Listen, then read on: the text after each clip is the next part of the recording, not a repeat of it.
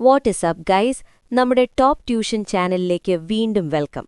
നമ്മൾ ഇന്ന് വളരെ വൈൽഡായ ഒരു സ്റ്റോറിയാണ് ഡിസ്കസ് ചെയ്യുന്നത്. ഇതിൽ hype, cloud chasing, toxic cancel culture എന്നിവയൊക്കെയുണ്ട്. സൊസൈറ്റി ശരിക്കും എങ്ങനെ പ്രവർത്തിക്കുന്നുവെന്ന് ഇത് കാണിക്കുന്നു.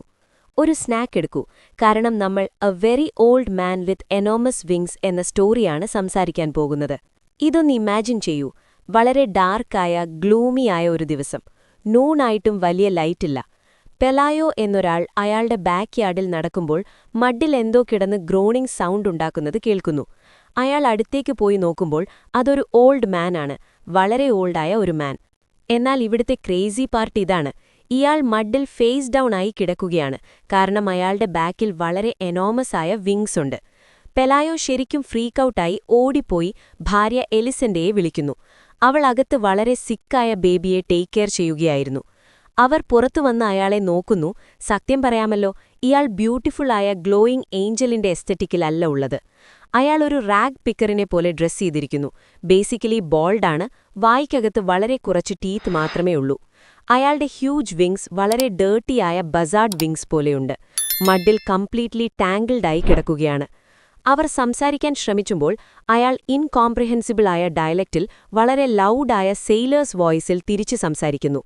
അവർ വിചാരിക്കുന്നത് ഇയാൾ ഏതെങ്കിലും ഷിപ്രക്കിൽ നിന്നുള്ള ഒരു റാൻഡം കാസ്റ്റവേയാണെന്നാണ്. എന്നാൽ അപ്പോഴാണ് അവരുടെ നെയ്ബർ വരുന്നത്. എല്ലാം അറിയാമെന്ന് വിചാരിക്കുന്ന ഒരാൾ.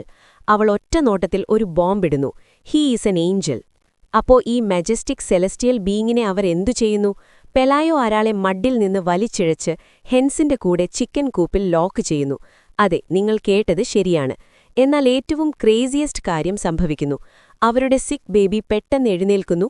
ഫീവർ ഒന്നുമില്ല, മാത്രമല്ല ഭയങ്കര വിശപ്പും. It's A miracle. ഈ ന്യൂസ് വളരെ ഫാസ്റ്റായി സ്പ്രെഡ് ചെയ്യുന്നു. അടുത്ത ദിവസം തന്നെ ഒരു ഫ്ലെഷ് ആൻഡ് ബ്ലഡ് ഏഞ്ചലിനെ പെലായോയുടെ വീട്ടിൽ ക്യാപ്റ്റീവാക്കി വെച്ചിട്ടുണ്ട് എന്ന് എല്ലാവരും അറിയുന്നു. നെയ്ബർഹുഡ് മുഴുവൻ അവിടെ വരുന്നു. പക്ഷെ അവർക്ക് യാതൊരു റെസ്പെക്റ്റുമില്ല. അവരൊരു സർക്കസ് ആനിമലിനെ പോലെ ചിക്കൻ വയറിലൂടെ അയാൾക്ക് ഫുഡ് എറിഞ്ഞു കൊടുക്കുന്നു. പെലായോയ്ക്ക് മെലിസന്റയ്ക്ക് മനസ്സിലാകുന്നു അവർക്കൊരു മാസീവ് വൈറൽ മൊമെന്റ് കിട്ടിയെന്ന്. അതുകൊണ്ട് അവർ യാർഡ് ഫെൻസ് ചെയ്ത് അയാളെ കാണാൻ വരുന്ന എല്ലാവരിൽ നിന്നും 5 സെന്റ്സ് വെച്ച് അഡ്മിഷൻ ചാർജ് ചെയ്യാൻ തുടങ്ങുന്നു. പിൽഗ്രിംസിന്റെ ലൈൻ ഹൊറൈസൺ വരെ നീണ്ടു നിൽക്കുന്നു. ഒരാഴ്ചയ്ക്ക് നേർത്തകം സമയം കൊണ്ട് അവർ ഒരുപാട് മണിയുണ്ടാക്കി റൂംസ് മുഴുവൻ ക്യാഷ് കൊണ്ട് നിറയ്ക്കുന്നു. ആ മണിയെടുത്ത് അവർ ബാൽക്കണീസും ഗാർഡൻസുമുള്ള മാസീവായ ഒരു 2 സ്റ്റോറി മാൻഷൻ പണിയുന്നു. എലിസന്റ ഒരു മാസീവ് ഷോപ്പിംഗ് സ്പ്രീ നടത്തുന്നു. ഇറിഡസൻ സിൽക്ക് ഡ്രസ്സസും സാറ്റിൻ ഹൈ ഹീൽസും വാങ്ങുന്നു. എന്നാൽ ഇന്റർനെറ്റ് എങ്ങനെയാണ് വർക്ക് ചെയ്യുന്നതെന്ന് നിങ്ങൾക്കറിയാമല്ലോ. ആളുകൾക്ക് വളരെ വേഗം ബോറാകും. ഏഞ്ചൽ അവരെ എന്റർടൈൻ ചെയ്യാൻ വേണ്ടി ലിറ്ററലി ഒന്നും ചെയ്യുന്നില്ല. അയാൾ കൂപ്പിൽ വെറുതെ ഇരിക്കുന്നു. ആളുകൾ അയാളുടെ ഫെദേഴ്സ് വലിച്ചെടുക്കാനും അയാളൊന്ന് സ്റ്റാൻഡപ്പ് ചെയ്യാൻ വേണ്ടി സ്റ്റോൺസ് എറിയാനും ചെയ്യുന്നു. അയാളുടെ ഒരേ ഒരു സൂപ്പർ നാച്ചുറൽ വെർച്യു വളരെ എക്സ്ട്രീമായ പേഷ്യൻസ് മാത്രമാണ്. അപ്പോഴാണ് ടൗണിലേക്ക് ഒരു പുതിയ അട്രാക്ഷൻ വരുന്നത്. ഒരു ട്രാവലിംഗ് ഷോ വരുന്നു. അതിൽ ഇടിമിന്നലേറ്റ് ജയന്റ് സ്പൈഡറായ ഒരു വുമൺ ഉണ്ടായിരുന്നു. അവളെ കാണാനുള്ള അഡ്മിഷൻ ചാർജ് കുറവായിരുന്നത് മാത്രമല്ല, അവൾ ക്രൗഡിനോട് ഇന്ററാക്ട് ചെയ്യുകയും അവളുടെ അബ്സേർഡ് സ്റ്റേറ്റിനെക്കുറിച്ച് ക്വസ്റ്റ്യൻസ് ചോദിക്കാൻ ആളുകളെ അനുവദിക്കുകയും ചെയ്തു. ഇൻസ്റ്റന്റ്ലി ആ ഹൈപ്പ് ഡെഡാകുന്നു. എല്ലാവരും ആ സ്പൈഡർ വുമണിനെ കാണാൻ പോകുന്നു. ഏഞ്ചൽ ബേസിക്കലി ക്യാൻസലായി. എല്ലാവരും അയാളെ മറക്കുന്നു. ഇയേഴ്സ് കടന്നുപോകുന്നു. സണ്ണും റെയിനും കാരണം ആ ചിക്കൻ കൂപ്പ് കംപ്ലീറ്റ്ലി കൊളാപ്സ് ആകുന്നു. ഏഞ്ചൽ വളരെ വീക്കായി മാറി അവരുടെ ഫാൻസി പുതിയ വീടിനു ചുറ്റും ഡൈയിങ് ആയ ഒരു സ്ട്രേ മാനിനെ പോലെ ഇഴഞ്ഞു നടക്കുന്നു. പെലായോ ഒരു ബ്ലാങ്കറ്റ് അയാളുടെ മുകളിലിട്ട് അയാളെ ഷെഡിൽ ഉറങ്ങാൻ അനുവദിക്കുന്നു. പക്ഷെ അയാൾ ആ വിന്റർ സർവൈവ് ചെയ്യുന്നു. സൺ പുറത്തുവരുന്നു. ഏഞ്ചലിന് സ്കെയർക്രോയിലുള്ളതുപോലെ പുതിയ സ്റ്റിഫ് ഫെദേഴ്സ് വളരാൻ തുടങ്ങുന്നു. ഒരു ദിവസം രാവിലെ എലിസന്റ കിച്ചണിൽ ലഞ്ചിനു വേണ്ടി ഒണിയൻസ് ചോപ്പ് ചെയ്യുമ്പോൾ വളരെ വലിയ ഒരു കാറ്റടിച്ചു കയറുന്നു. അവൾ വിൻഡോയിലൂടെ നോക്കുമ്പോൾ ഏഞ്ചൽ ഫ്ലൈ ചെയ്യാൻ ശ്രമിക്കുന്നത് കാണുന്നു. ആദ്യമൊക്കെ അയാൾ വളരെ ക്ലംസിയാണ്. എയറിൽ ഗ്രിപ്പ് കിട്ടാത്തതുകൊണ്ട് ഷെഡിനെ തകർക്കാൻ വരെ പോകുന്നു. പക്ഷെ അവസാനം അയാൾക്ക് ആൽറ്റിറ്റ്യൂഡ് കിട്ടുകയും അയാൾ അവസാനത്തെ വീടുകൾക്ക് മുകളിലൂടെ ഫ്ലൈ ചെയ്യുകയും ചെയ്യുന്നു.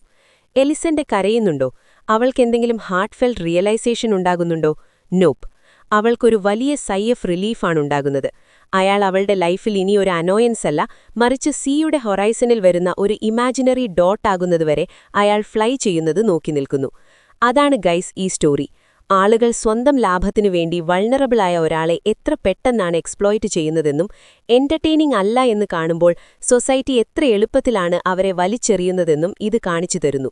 ഈ സ്റ്റോറി ടൈം കേൾക്കാൻ എന്റെ കൂടെ നിന്നതിന് ഒരുപാട് താങ്ക്സ്. ടോപ്പ് ട്യൂഷന്റെ അടുത്ത വീഡിയോയിൽ കാണാം. Peace. Online for Kerala, offline for Palakkad. Join us today.